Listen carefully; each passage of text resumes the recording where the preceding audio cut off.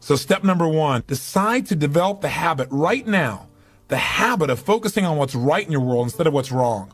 The habit of focusing on what you do have instead of what you don't have in a situation. And as basic as that is, and as well as you know it, you've got to make it a habit, because those habits form the chain of your ultimate character, of who you become and how you end up living your life.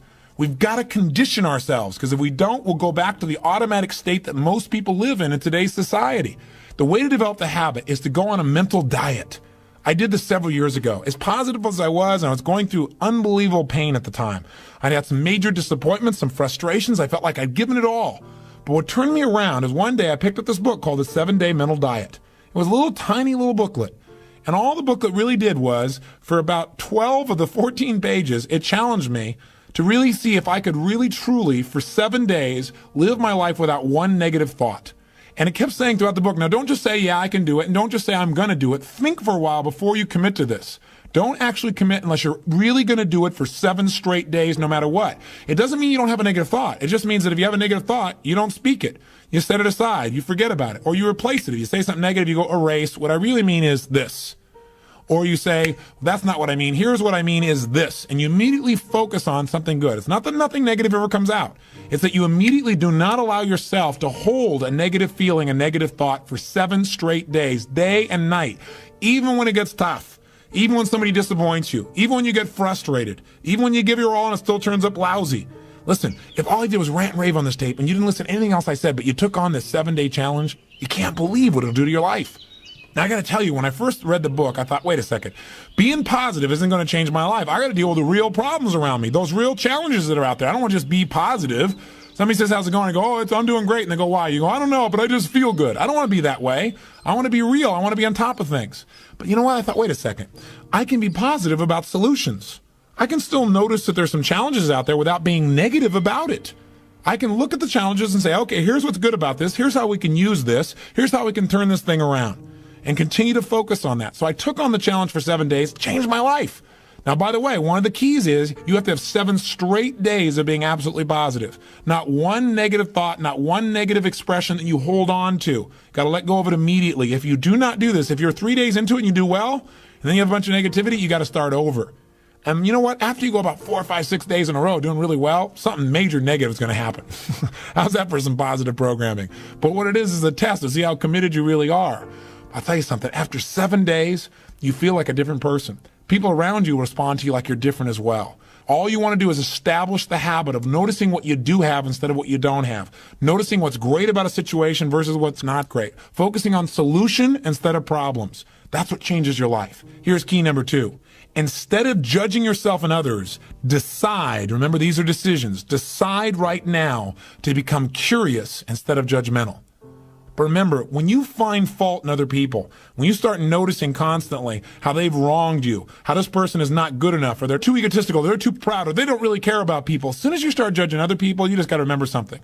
If you start judging other people, you're going to also start judging yourself intensely. If you're angry at other people, there's a very good chance you're angry at yourself as well.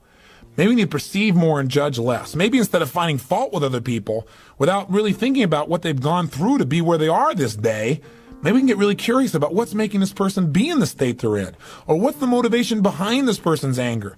For example, a lot of times we think somebody's being negative or angry or we're frustrated with them, but we never bother to find out what's really going on. Remember, get curious instead of judgmental.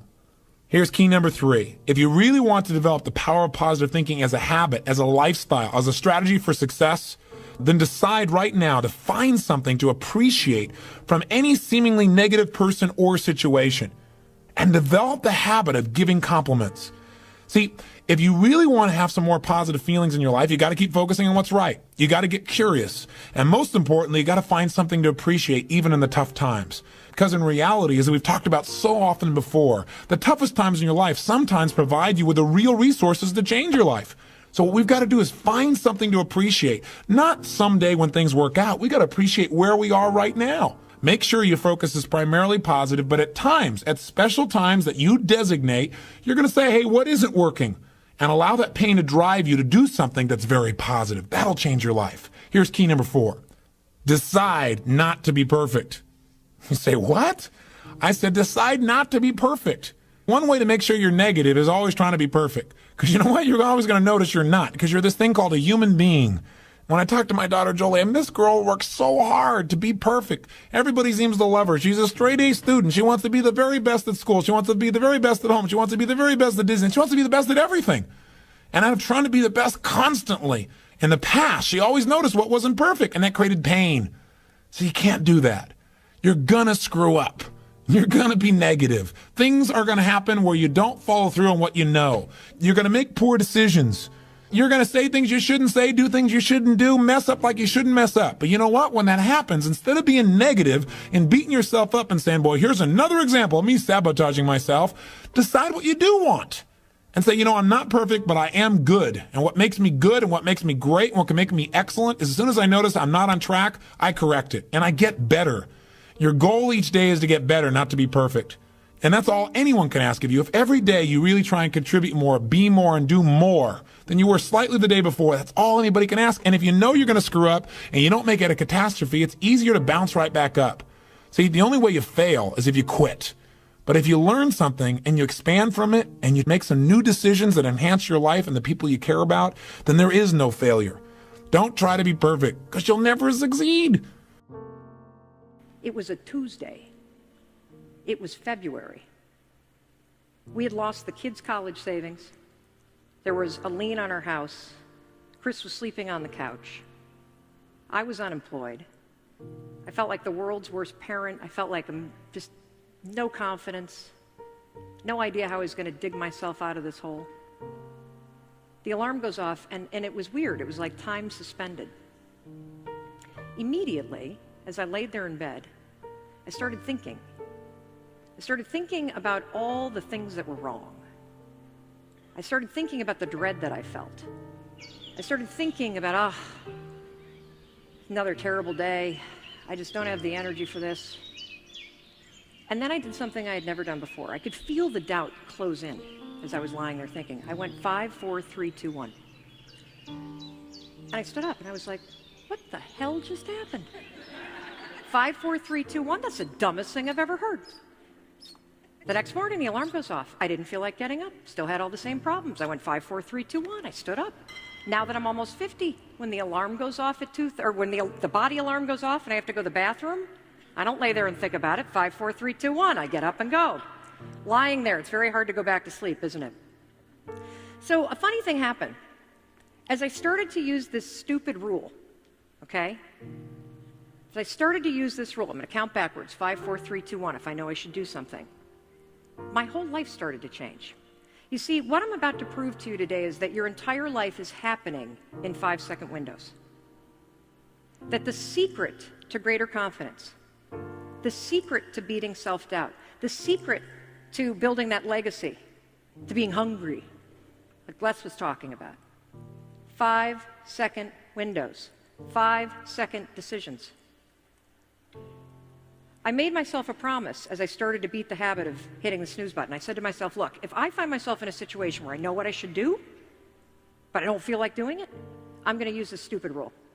So I would 5, 4, 3, 2, 1 and get up, and I'd walk into the kitchen and I'd see Chris, and we still had all these financial problems, and I'd go, want to strangle you, because it's easier to point the finger, isn't it, at other people? Have you ever noticed when you're pointing the finger at other people and blaming and shaming and complaining, there's always 3 pointing right back at you, isn't there? I think it's the universe or God's way of saying, hey, the power is in you. But when you don't feel confident, you don't feel that the power is in you, do you? You feel full of doubt. So slowly but surely, I started making 5-second decisions. I would see the booze and I knew I shouldn't have it, and I'd go 5, 4, 3, 2, 1, and I'd turn away. I'd see the phone and knew I needed to make a phone call to get a job, and I'd go 5, 4, 3, 2, 1, and everything started to change. Now, in full disclosure, I was never going to tell anybody about this, ever, because it sounds so stupid. Oh, you guys want to change your life? No problem, just count to 5. Done. Okay, mic drop, I'm out. That's it. Here's the other thing. I had no idea why it worked.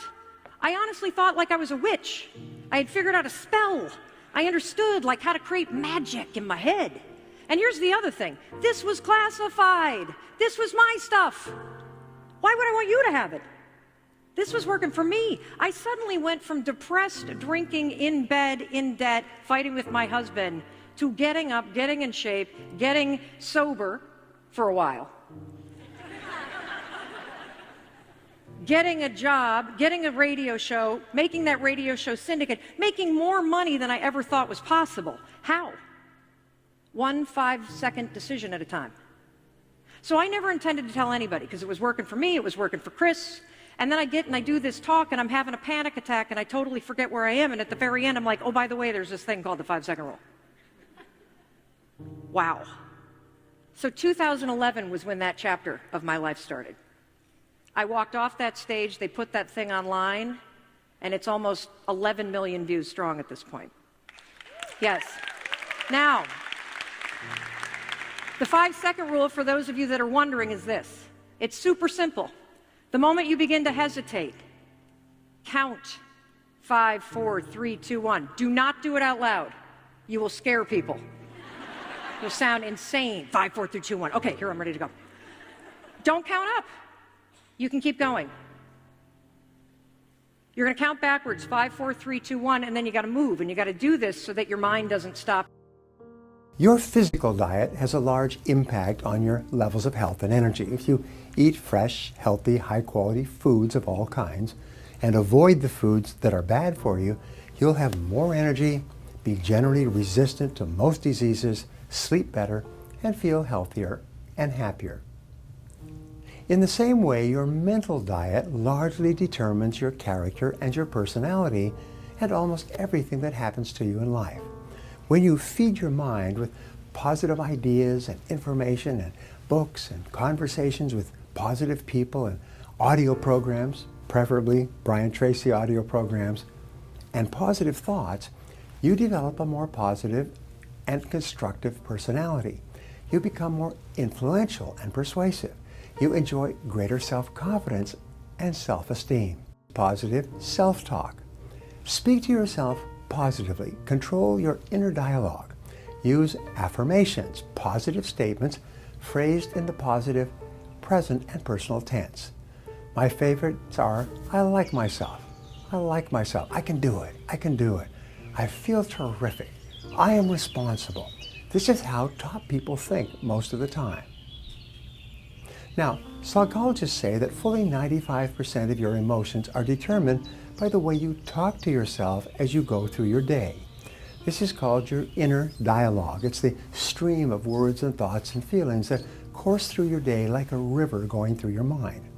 The sad fact is that if you do not deliberately and consciously talk to yourself in a positive and constructive way, you will, by default, think about things that will make you unhappy or cause you worry and anxiety.